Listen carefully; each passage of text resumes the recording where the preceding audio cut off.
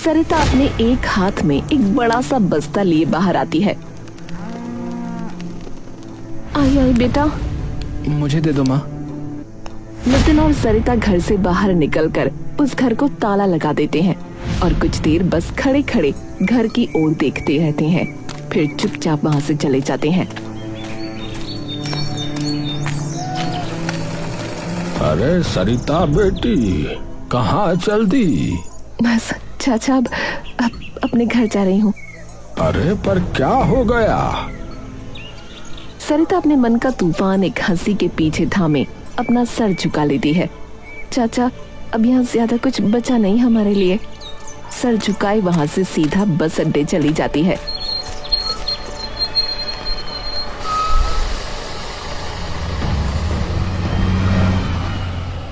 नमस्ते माँ।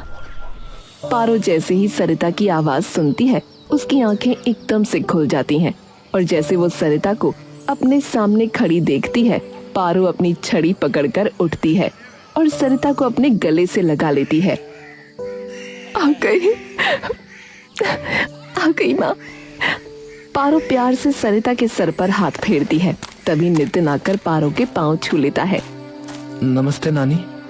पारो प्यार से नितिन का माथा चूमती है और उसे भी अपने गले लगा लेती है। आंखें तरस गई तुम्हें देखने के लिए। कोई नहीं नानी, अब तो यही है। वैसे आपके हाथ के गाजर के हलवे की मुझे बहुत याद आती थी। थोड़ी देर बाद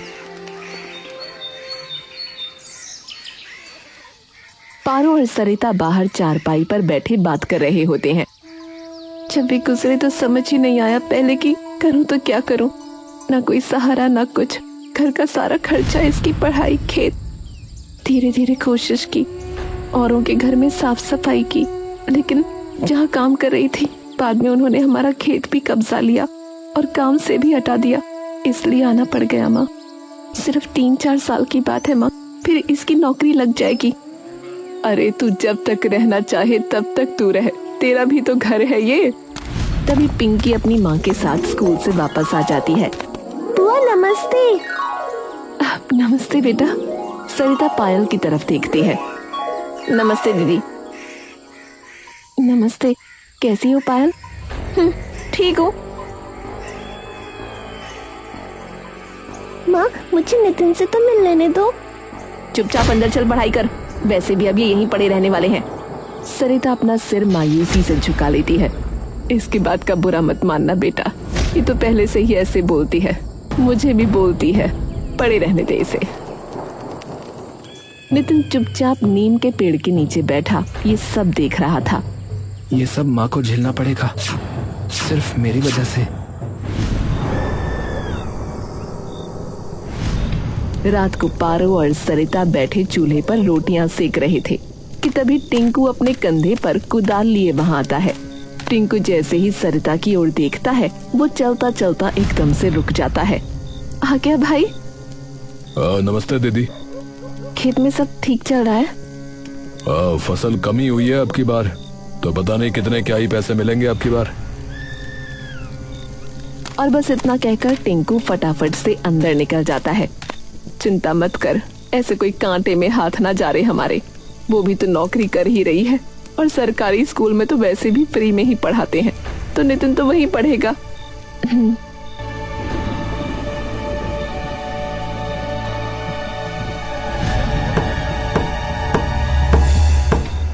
टिंकू उठकर दरवाजा खोलता है और देखता है कि सरिता बाहर खड़ी है। क्या हुआ? वो बात करनी थी कुछ। क्या? अंदर आ सकती हूँ? पायल ये सुनते ही अपना माथा मसलने लगती है। अच्छा आओ।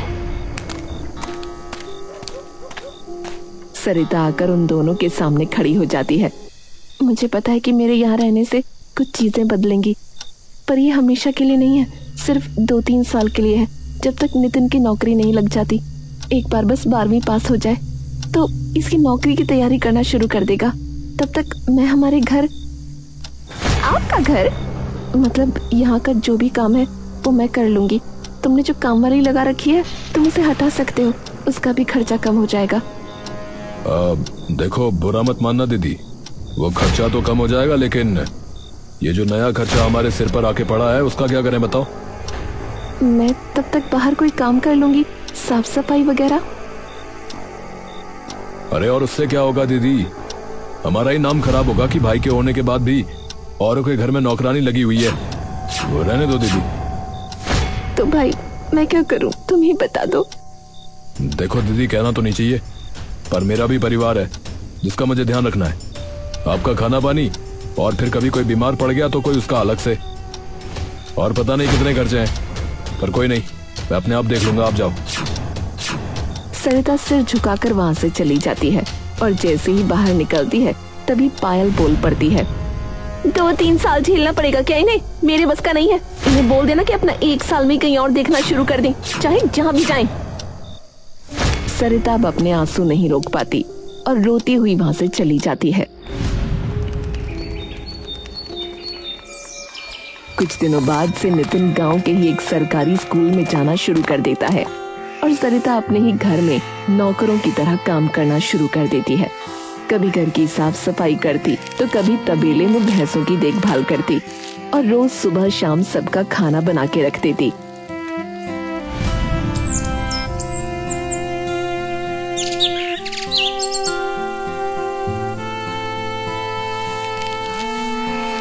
पारो सरिता को तबेले की सफाई करते देख अपने आंसू नहीं थाम पाती। पारो ऊपर आसमान में देखकर अपने हाथ जोड़ लेती है। ये कौन सी रीत बना दी भगवान कि बाप का हाथ सर से हटने के बाद बेटी अपने भाई की भी सगी नहीं रही।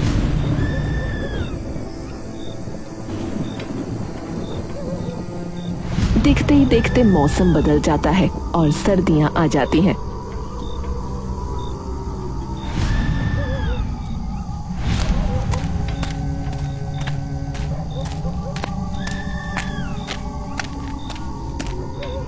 सुन, क्या हुआ?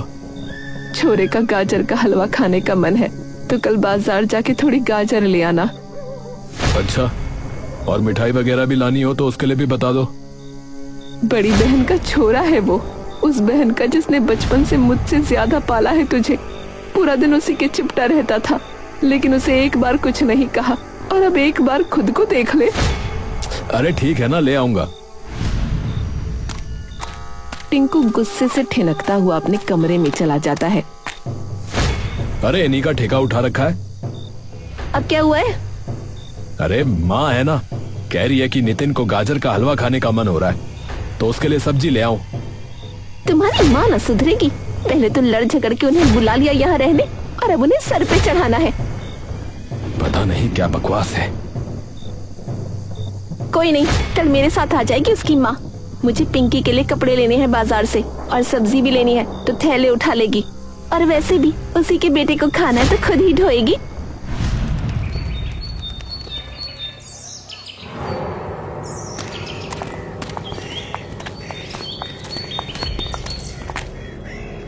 सरिता, पायल और पिंकी अगले दिन ही बाजार में पहुंच जाते हैं। आप जाके सब्जी ले लो, मैं तब तक अपना और इसका कुछ सामान देख लेती हूँ। ठीक है। सरिता जाकर सब्जी लेने लग जाती है और पायल पिंकी का हाथ पकड़कर आगे चली जाती है। तभी पायल की नजर एक कान की बालियों की दुकान पर पड़ती है। अरे कितनी सुंदर बाली है। पायल उत्साहित होकर पिंकी को खींचते हुए उस बाली की दुकान पर बालियां देखने लगती है। तभी पिंकी को बाजार की एक दुकान पर बहुत खूबसूरत सी एक ड्रेस लटकी दिखती है। पिंकी अपनी माँ को खूब बताने की कोशिश करती है, लेकिन पायल उसे बार बार अनसुना कर देती है। थोड़ी देर बाद पिंकी परेशान होकर पायल का हाथ छुड़ा उस दुकान की ओर चल देती है। काफी देर उन बालियों को देखने के बाद पायल उनमें से कुछ बालियां निकालती है। ये कर देना भैया। जी बहन जी। पायल पलटकर देखती है तो उसे वहाँ पिंकी कहीं खड़ी हुई नहीं दिखती। हे भगवान, पिंकी! पायल के हाथ पांव एकदम से कांप जाते हैं। पायल इधर उधर पिंकी को ढूंढने लगती है। पिंकी, पिंकी! लेकिन पिंकी उससे काफी दूर खड़ी होती है। बाजार की भीड़ में उसे अपनी माँ की आवाज नहीं सुनाई देती। वहीं पायल उसे ढूंढते ढूंढते बाजार से बाहर निकल आती है। हे भगवान, कहाँ गई ये लड़की? पिंकी वापस उन बालियों की दुकान पर जाती है, लेकिन उसे पायल वहाँ नहीं दिखती। मम्मी कहाँ गई? पिंकी इधर उधर अपनी माँ को ढूंढने लगती है।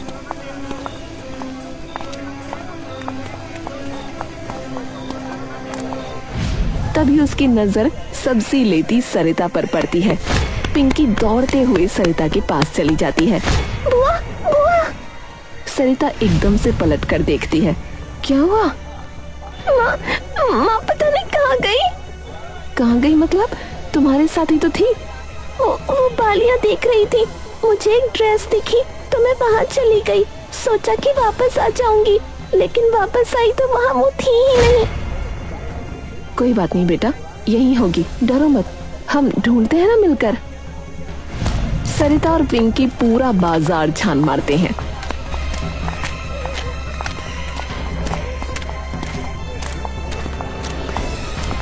लेकिन उन्हें पायल कहीं नहीं मिलती। ये कहीं कहाँ? बुआ, मम्मी कहाँ गई? सरिता पिंकी को गले से लगा लेती है। नहीं नहीं बेटा, रोना मत, चल घर चलते हैं। क्या पता घर चली गई हो, ये सोच के कि तुम मेरे साथ हो। सरिता और पिंकी जल्दी से घर वापस आ जाते हैं।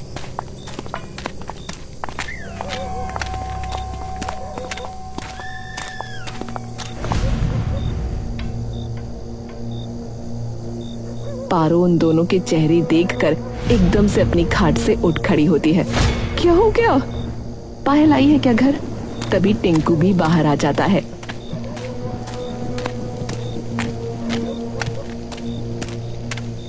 अरे क्या हुआ, रो क्यों रही हो पिंकी? पायल घर आई है क्या? नहीं तो, वो तो आप लोगों के साथ गई थी।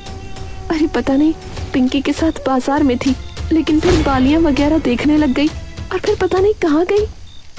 अरे कहाँ गई का क्या मतलब? बाजार में ही गई होगी ना। हमने पूरा बाजार देख लिया पर कहीं नहीं है। अरे ऐसे कैसे नहीं है, मैं देख के आता हूँ। टिंकू दौड़ता हुआ बाजार चला जाता है। कुछ देर बाद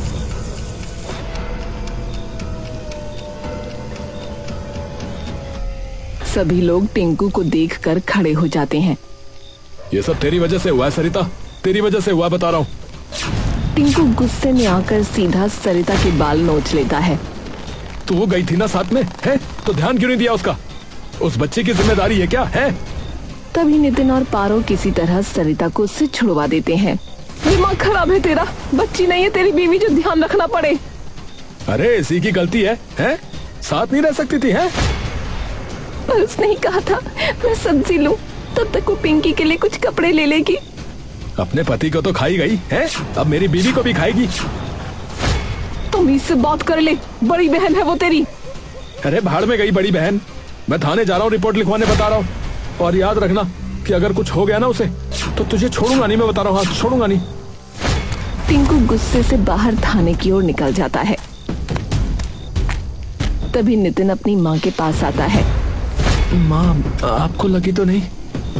नहीं, ठीक हूँ मैं। माँ मैं वादा करता हूँ एक दिन सब आपके कदमों में ला के रख दूंगा, तब किसी की हिम्मत भी नहीं होगी कि आपको हाथ लगाए। सरिता मुस्कुराकर नितिन को अपने गले से लगा लेती है। इतनी रात को किसका फोन है? सरिता दौड़ती हुई अंदर आती है और फोन उठा लेती है। बचाओ बचाओ, टिंकू जी बचाओ। हेलो हेलो पायल, पायल क्या हुआ पायल? हाँ भाई, अगर ये जिंदा चाहिए ना तो परसों तक 20 लाख रुपए ले आना, नहीं तो समझ जा फिर। और अगर पुलिस को बताया ना तो खेल खत्म समझना भाई। सरिता के हाथ से फोन नीचे छूट जाता है। क्या हुआ बेटा? पारो उसे खूब जोर जोर से हिलाती है, लेकिन सरिता के मुंह से एक शब्द नहीं निकलता। बेटा क्या हुआ? पायल को किसी ने अगवा कर लिया है। पारो एकदम से डरकर पीछे हो जाती है। उन्होंने कहा अगर छुड़वाना है तो 20 लाख रुपए दे दे। पारो बिखर कर जमीन पर गिर जाती है। हे भगवान, ये क्या हो गया? इतना पैसा कहाँ से लाएंगे अब? सरिता कुछ देर तक वहीं खड़ी रहती है और फिर कमरे से बाहर निकलकर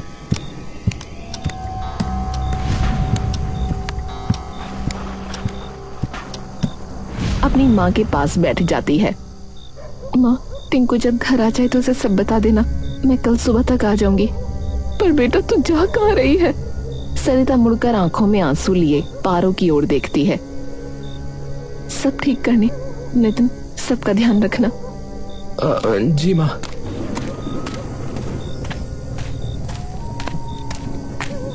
थोड़ी देर बाद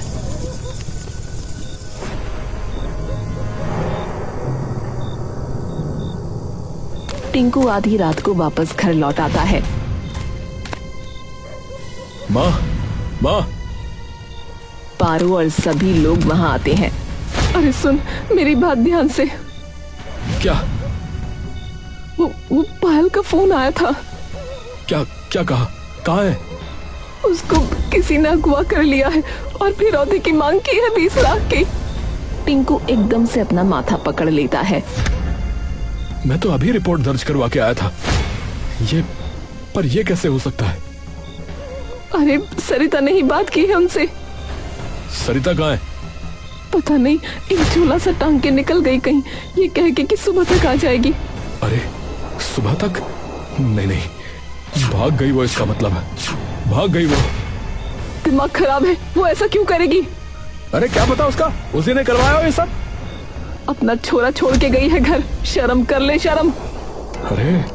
अरे मैं थाने में रिपोर्ट करवाने जा रहा हूँ उसकी। हाँ, मैं रिपोर्ट कराने जा रहा हूँ उसकी। उसी ने कराया ये सब। दिमाग खराब हो गया है, रुक। अरे अब पुलिस ही देखेगी उसे। हाँ। टिंकू पारो की एक बात भी बिना सुने वहां से निकल जाता है। हे भगवान, ये कैसी परीक्षा है।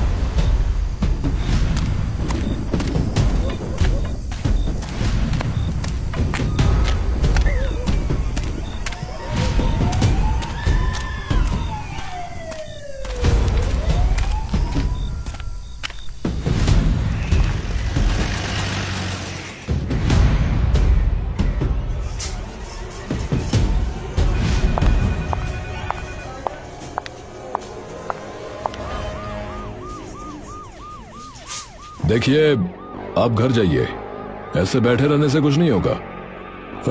पर इंस्पेक्टर साहब, मेरी पत्नी, आप मेरी बहन का पता लगाओ ना। अरे कैसे बिना किसी सबूत के उसको गलत बता दें, बताइए। टिंकू। अरे आ गई, पकड़िए इसको, पकड़िए।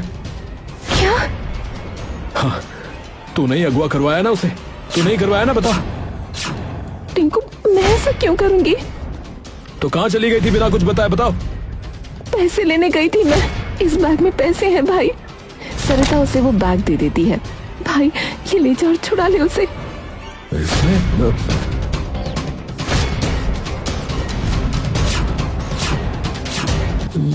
आप कहाँ से लेके आए ये? क्या फर्क पड़ता है इंस्पेक्टर साहब, आप साथ मत जाना। उन्होंने मना किया था कि पुलिस को ना बताएं। आप चिंता मत कीजिए, आप उन्हें फोन करके जगह का पता लगाइए कि फिरौती कहाँ देनी है। उनको बिल्कुल नहीं पता लगेगा कि हम आपके साथ हैं। ठीक है। टिंकू चुपचाप उन पैसों को देखता रहता है।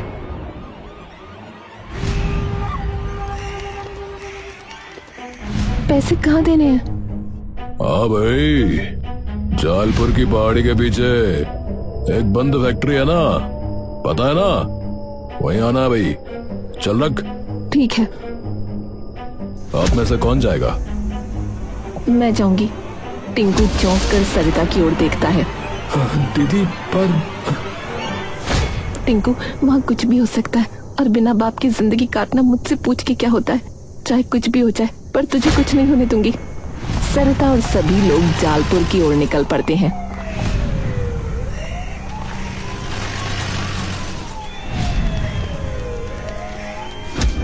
यहाँ से आपको अकेले ही जाना पड़ेगा, लेकिन चिंता बिल्कुल मत कीजिए, हम चारों ओर से इस जगह को घेर रहे हैं। आप जब तक अंदर जाकर मैडम को लाएंगी, तब तक हम वहां पहुंच चुके होंगे।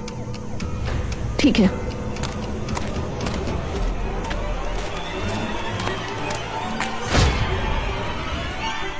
हाँ भाई, तुम अपनी इस बहन पर शक कर रहे थे ना? देख रहे हो अभी? टिंकू अपनी नजरें झुका लेता है और कुछ भी नहीं बोल पाता।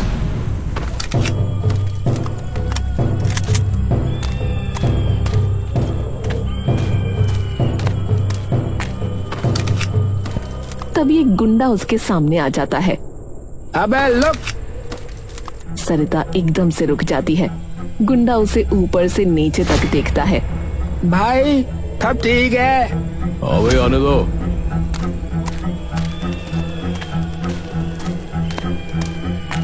सरिता नजर घुमाती है और पायल की ओर देखती है। जैसे ही पायल की नजर सरिता पर पड़ती है, वो एकदम से चिल्ला उठती है। शांत हो जा, शांत हो जा, पहले पैसे देगा, चल। सरिता बैग नीचे रखकर पीछे हट जाती है। गिन रहे? सभी गुंडे पैसे गिनने लगते हैं। भाई फूले है भाई फूले। चले, खोल इसको। सरिता दौड़ती हुई पायल के पास जाती है और टिल्लू उसे खोल देता है। तभी बाहर से एक गुंडा भागता हुआ अंदर आता है। भाई पुलिस भाई। मना किया था ना कि पुलिस को मत बोलना है, मना किया था ना। नीरज बंदूक उठाकर पायल की तरफ तान देता है और गोली चला देता है।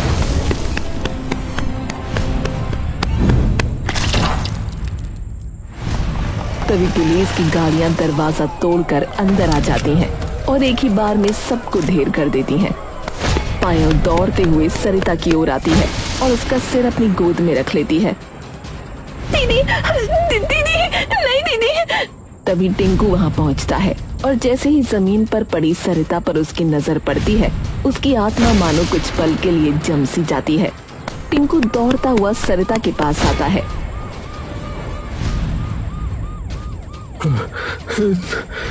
दीदी नितिन का ध्यान रखियो। कुछ नहीं होगा आपको, कुछ नहीं होगा, कुछ नहीं होने दूंगा दीदी। इंस्पेक्टर साहब। अरे ये क्या हुआ? इन्हें अस्पताल ले चलो, अभी के अभी। मेरी दीदी को अगर कुछ हुआ तो। चलो जल्दी करो, इन्हें गाड़ी में लेकर चलो। टिंकू सरिता को लेकर गाड़ी में चला जाता है।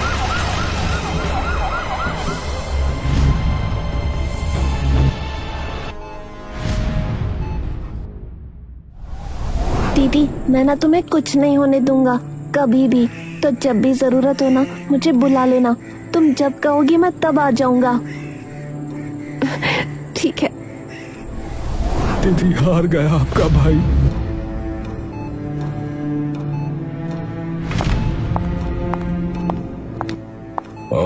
अब खतरे से बाहर है आपकी बहन। टिंकू की मन की शांति उसे घुटनों पर ला देती है। सरिता की आंखें धीरे धीरे खुलती हैं।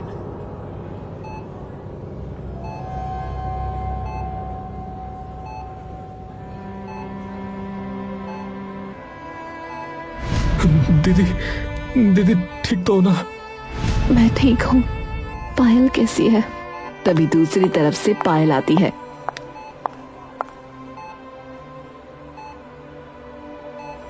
मैं ठीक हूँ दीदी।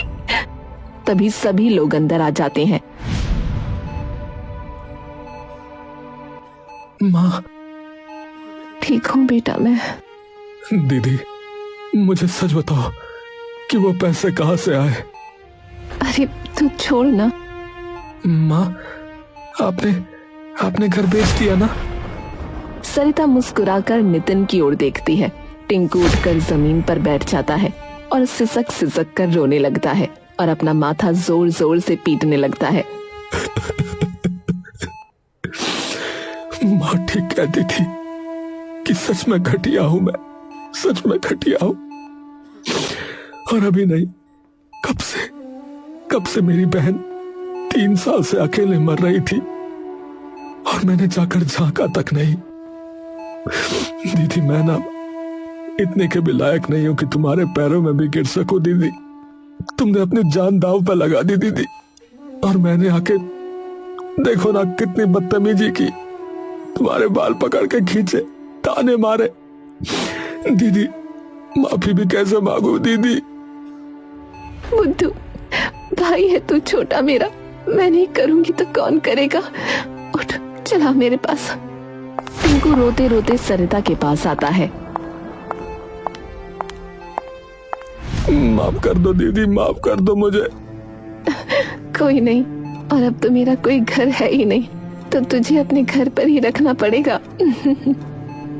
मेरा नहीं दीदी, मेरा नहीं, आपका, सिर्फ आपका, हमेशा के लिए। हाँ दीदी।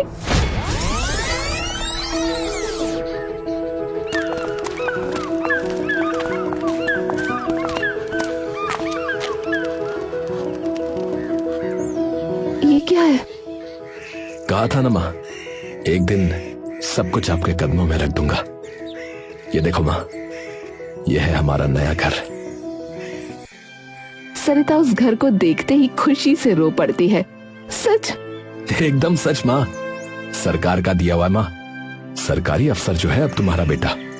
अब तुम्हें कहीं जाना हो तो उसके लिए भी गाड़ी आएगी। सरिता खुश होकर नितिन के गले लग जाती है।